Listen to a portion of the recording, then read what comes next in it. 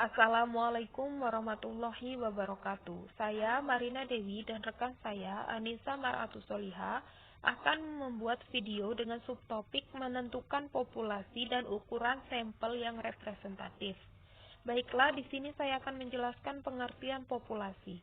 Populasi adalah wilayah generalisasi yang terdiri atas objek atau subjek yang mempunyai kualitas dan karakteristik tertentu yang ditetapkan oleh peneliti untuk dipelajari kemudian ditarik kesimpulannya.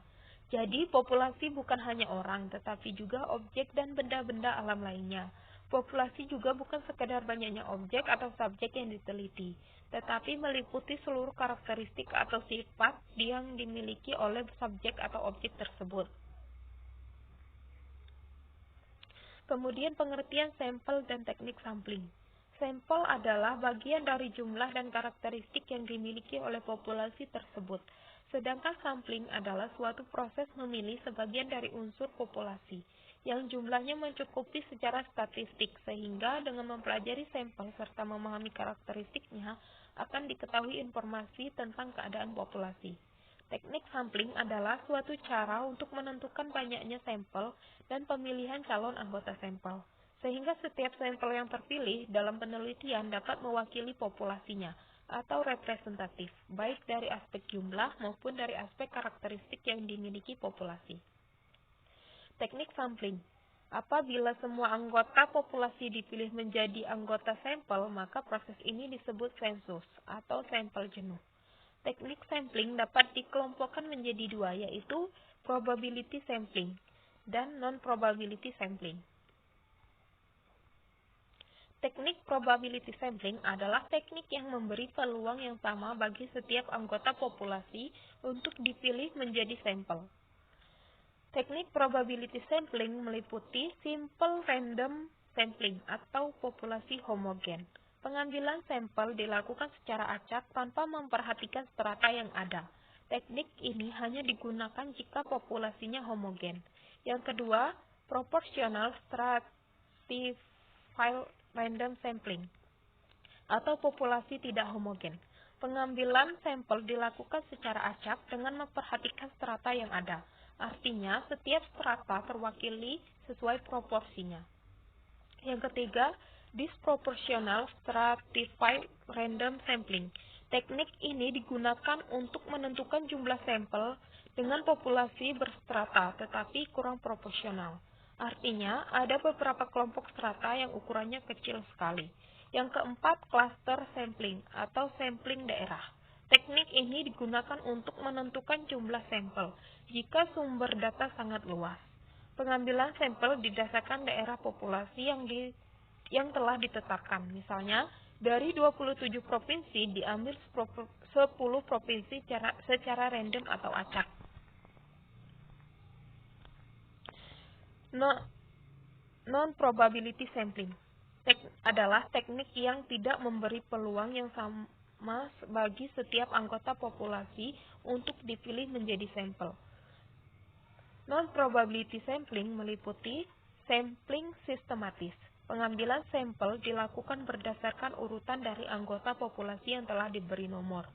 Kedua, sampling kuota. Pengambilan sampel dilakukan terhadap anggota populasi yang mempunyai ciri-ciri tertentu sampai jumlah atau kuota yang diinginkan. Kemudian yang ketiga, sampling insidental. Pengambilan sampel berdasarkan kebetulan, yaitu siapa saja yang secara kebetulan bertemu dengan peneliti dapat digunakan sebagai sampel. Bila orang yang kebetulan dijumpai dianggap cocok sebagai sumber data. Yang keempat, purposive sampling. Penentuan sampel berdasarkan pertimbangan tertentu. Yang kelima, sampling jenuh. Penentuan sampel bila semua anggota populasi digunakan sebagai sampel. Yang keenam, snowball sampling. Penentuan sampel yang mula-mula jumlahnya kecil, kemudian sampel itu disuruh memilih teman-temannya untuk dijadikan sampel. Kemudian seterusnya sehingga jumlah sampel semakin banyak, ibarat bola salju. Kemudian adapun syarat-syarat menentukan ukuran sampel. Yang pertama yaitu ukuran populasi atau disimbolkan dengan N. Pilih taraf signifikansi yang diinginkan. Dan ada pun 3 metode praktis, yaitu Table-Krebsgy, nomogram Harry-King, dan rumus Slovin. Baiklah, materi selanjutnya akan disampaikan oleh rekan saya, Anissa Maratusolihah. Jadi, di sini selanjutnya saya akan menjelaskan tentang rumus Slovin. Rumus Slovin itu untuk menentukan ukuran sampel minimal N. Jika diketahui ukuran populasi pada taraf signifikansi adalah N sama dengan N per 1 plus NA kuadrat. Contoh, berapa ukuran sampel minimum yang harus diambil dari populasi yang berukuran A. 1000 dengan taraf signifikansi A sama dengan 0,05. B. 45.250 dengan taraf signifikansi A sama dengan 0,01. Jawabannya A. N sama dengan N per 1 plus NA kuadrat sama dengan 1000 per 1 plus 1000 dikali 0,05 kuadrat sama dengan 285,7143 dibulatkan menjadi 286. Yang B, N sama dengan N per 1 plus NA kuadrat sama dengan 45.250 per 1 plus 45.250 dikali 0,01 kuadrat sama dengan 890,045 dibulatkan menjadi 8.191.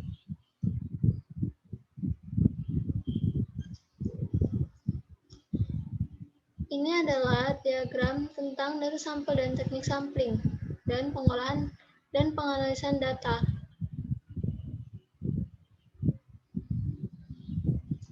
Jika dari populasi berukuran N sama dengan 1000 diketahui bahwa 25% berpendidikan SLTA, 15% berpendidikan diploma, 40% berpendidikan S1, dan 20% berpendidikan S2 dan S3 akan diambil sampel menggunakan rumus Slovin pada taraf signifikansi A sama dengan 0,05. Maka secara proporsional ukuran sampel untuk masing-masing tingkat pendidikan adalah sebagai berikut. Ukuran sampel pendidikan SLTA persentasenya 25. Slovinnya setelah dihitung menjadi 71,50. Kemudiannya 72. Pendidikan diploma persentasenya 15. Slovinnya 42,90 dibulatkan menjadi 43. S1 persentasenya 40. Slovinnya jadi 114,40 dibulatkan menjadi 114.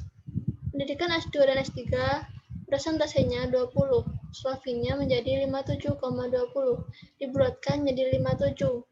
Jumlahnya persentasenya 100 dan jumlah dari Slovinnya yaitu 286. Berikut adalah rumus-rumus penentuan ukuran sampel lainnya. Nah, ini untuk uji proporsi. N adalah ukuran sampel yang diperlukan. P sama dengan persentase hipotesis yang dinyatakan dalam peluang, biasanya 0,50. Q sama dengan 1 minus P. Perbedaan antara yang ditaksir pada H1 dengan H0 dibagi dengan nilai Z pada taraf signifikansi A tertentu. Rumus penentuan sampel untuk uji perbedaan rata-rata.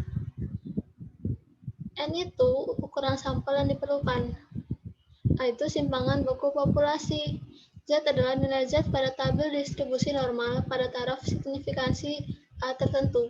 B sama dengan perbedaan antara yang ditaksir dengan tolak ukur penaksiran. Mungkin hanya itu yang dapat saya sampaikan. Kurang lebihnya saya mohon maaf. Saya akhiri. Wassalamualaikum warahmatullahi wabarakatuh.